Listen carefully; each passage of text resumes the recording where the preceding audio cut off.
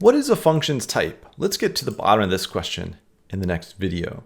So generally, if we think about two values of the same type, we could substitute those two values any place one is used for the other, right? And the type checking would remain valid. So a very simple example of this is imagine we have, say, the values 5 and 6. If we had a variable named x whose type was number, we could assign it 6, or we could assign it 5, and that would be just fine because both 5 and 6 are of type number.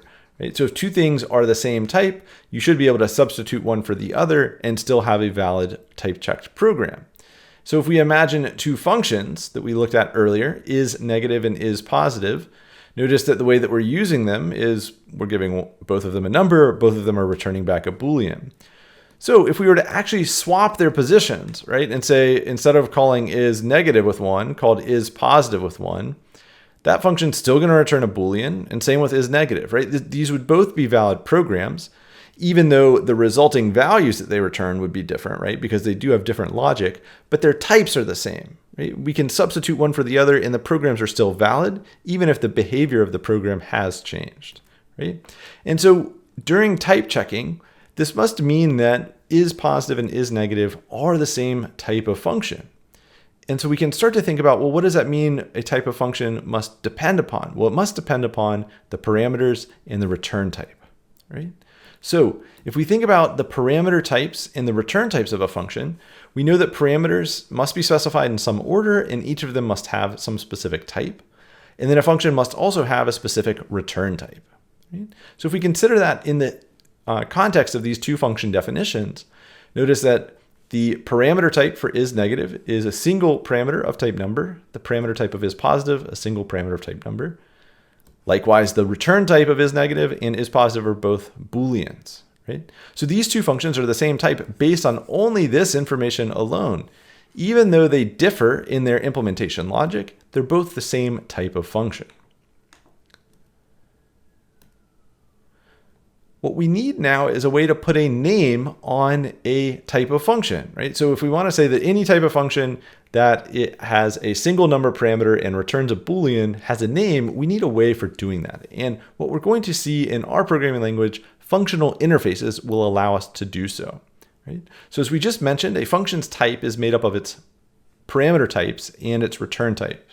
Right? So if we wanted to give that type a name, if we wanted to say any function that has parameter 0 of type 0 and so on, and a return type of a specific type has a specific name, we're going to use a functional interface.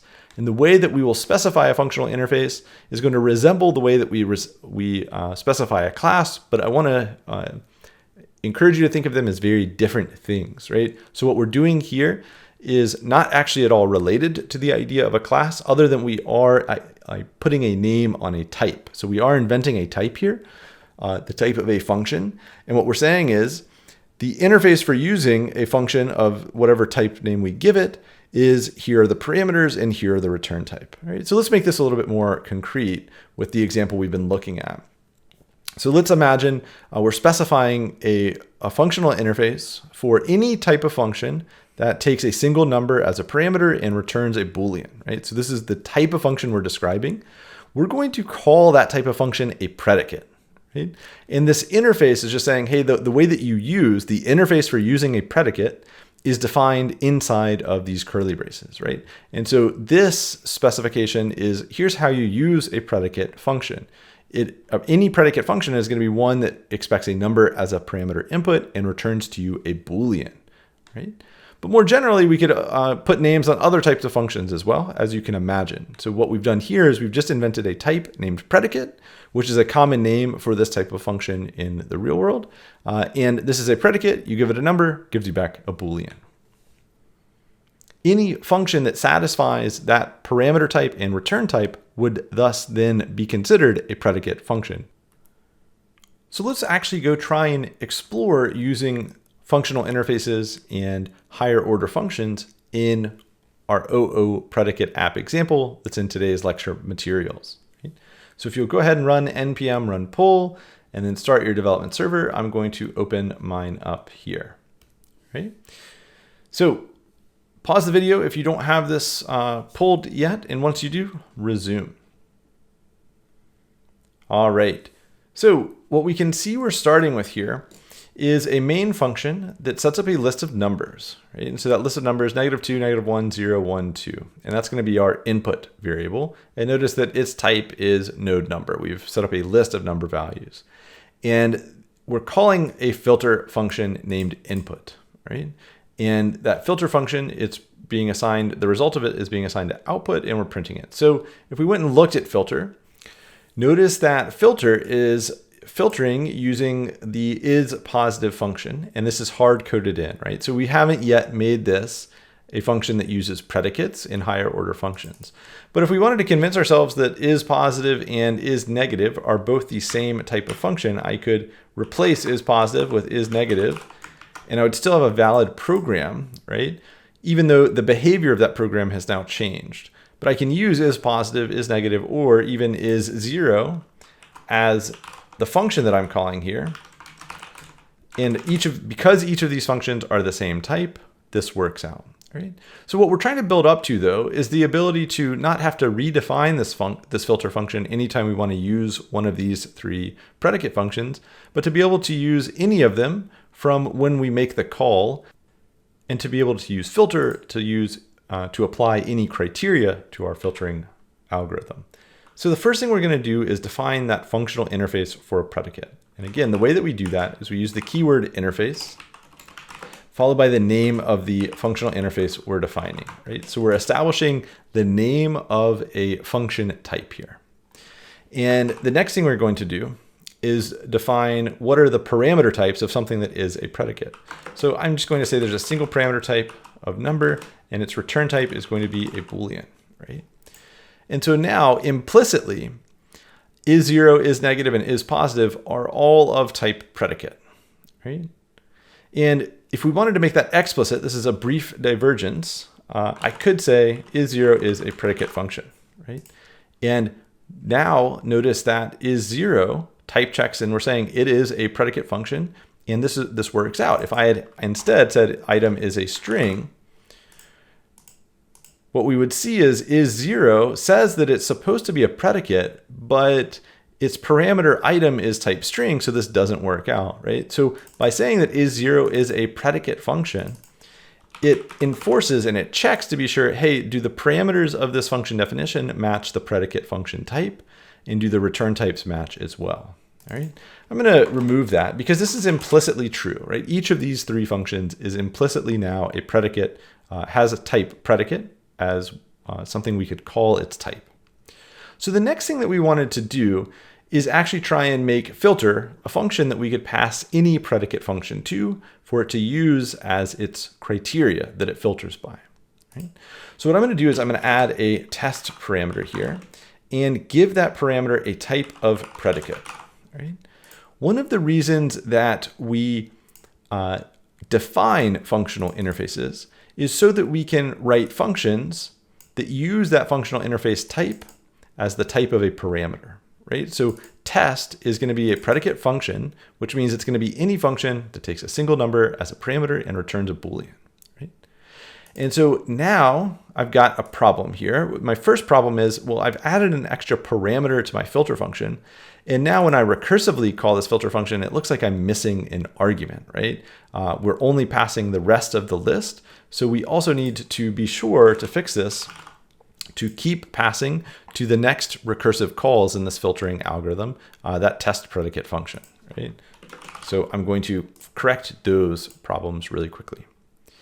Now the next thing is, which is the really big idea and where we were working towards, is because we can now pass a predicate function into our filter function as a parameter, we can use that function in the body of the filter definition, right? So here we're saying call the test function and test the first value of my list, right? This is the bouncer algorithm once again, but now we're able to give this algorithm the function we want it to use in order to decide, hey, in this case, we're going to include, if this test function returns true when we call it with the first value that we're processing, then include that value in the output of our list.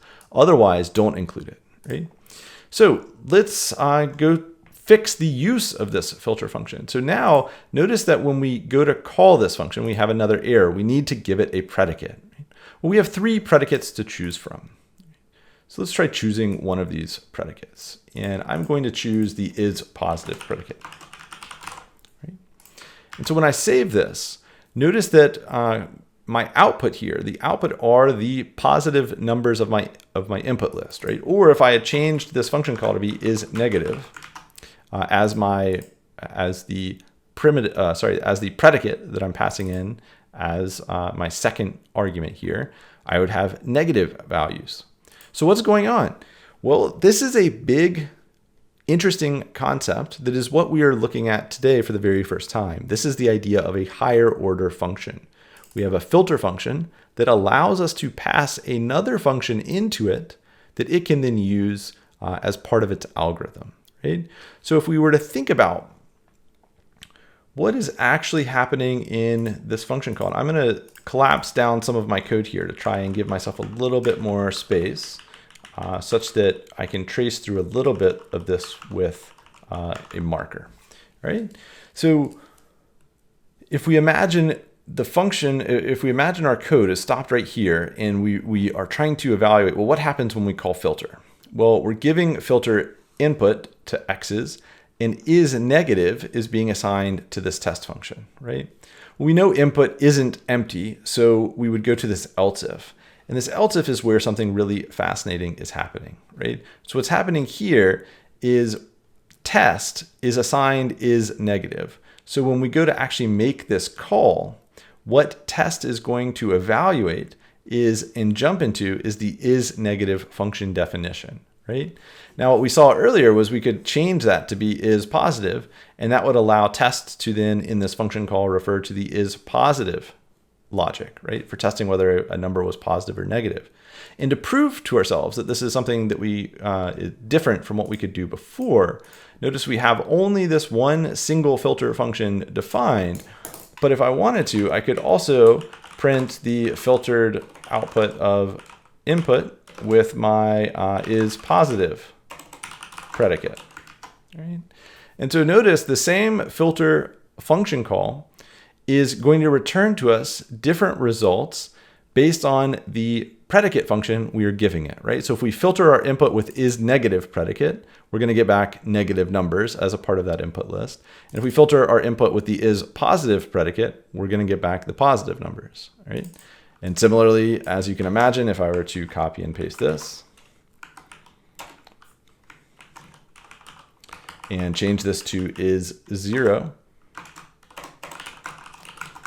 and save, of course, we would get back a list that had only 0 in it.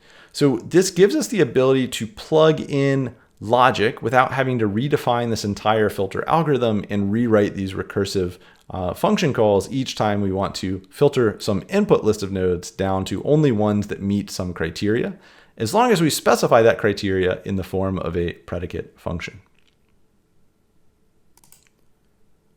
So what we're seeing here for the very first time is the concept of higher order functions, or functions as parameters, as we're looking at specifically in this example.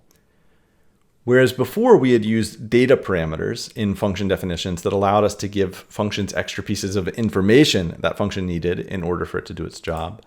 With function parameters, what we're able to do is give that function extra pieces of process or logic that it needs, right? So we were able to plug in different criteria for the filter algorithm to use in a way that we couldn't before.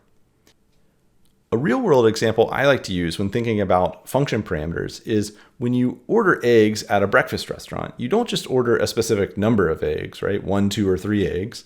You also ask for those eggs to be prepared in a specific way. You ask them, you give a function, right? And that function might be scrambled or over easy. And those different methods of producing eggs are what the chef is going to apply. A function that accepts another function as a parameter is one type of a higher order function. In upper division computer science classes, you'll also learn that functions that return functions are another type of higher order function. But in Comp 110, we're going to be focused on functions that we can use as parameters to other functions when we think of higher order functions. I'd like to give you the opportunity to try implementing a string predicate function. And if you'll open the O1 string predicates app file, you'll see that we've already defined a predicate functional interface, slightly different from the previous one. This is going to be one that takes a string input as a parameter and returns a Boolean. And what I'd like you to try and do is define a function named longWords. And its type is going to satisfy the functional interface predicate defined in this file, right? So here is the functional interface named predicate. And notice in this example, we're using a predicate whose parameter type is string and return type is Boolean, right? And an example predicate that we've already started with is the starts with T predicate, which is, hey, you give me a string as my parameter input, and I'm going to look at the first index of that string, and if it's equal to T, I would return true. If it's not equal to T, I would return false. So first define a function named longWords, and this would be any word that is whose length property is greater than 4. And then try filtering with with your longWords predicate rather than starts with T. Right? So pause the video here, see if you can bring this to life. All right, great. So I am in the O1 string predicate file, and we've got our input list of strings. The quick brown fox jumped over the lazy dog. We see that we are filtering the output using that same filter algorithm, but notice this time around we're filtering on a list of strings with a predicate whose parameter type is string. So our types will work out. And the first predicate that we're filtering with starts with T. Right? So from this input list, we filter down to the words that starts with T, and that's only the and the. And if I were to add another word with T, such as on Tuesday or Thursday, and I'll do lowercase because we're not checking cases, notice that Thursday would show up as a word that begins with T. Right? So the goal of this hands-on was to define a new predicate named longWords, and that's just a function. So longWords is a function just like any we've seen before, and it's going to be a predicate by virtue of taking in this example, because of the way this functional interface predicate is defined, a word string parameter, and the string part is the most important, in addition to we only have one parameter, with a return type of Boolean.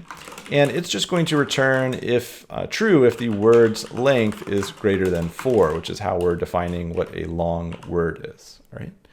So now that we've defined this predicate, if we wanted to filter our input list using that predicate, rather than filtering what starts with T, I could try filtering with the longWords predicate. And sure enough, I get back only those strings whose length values were greater than 4. Quick brown jumped, and then I added the word Thursday. All right? So notice how easy it is to define a new predicate in these examples, which is just going to contain the logic we want to filter some input list by. And then we can reuse this filter function, which allows us to plug that predicate into it. We can give it the test we want it to use in order to decide whether or not some value should be included in the resulting list or not. Rather than needing to redefine the same filtering algorithm over and over, only to need to actually test out or change out how we test each value.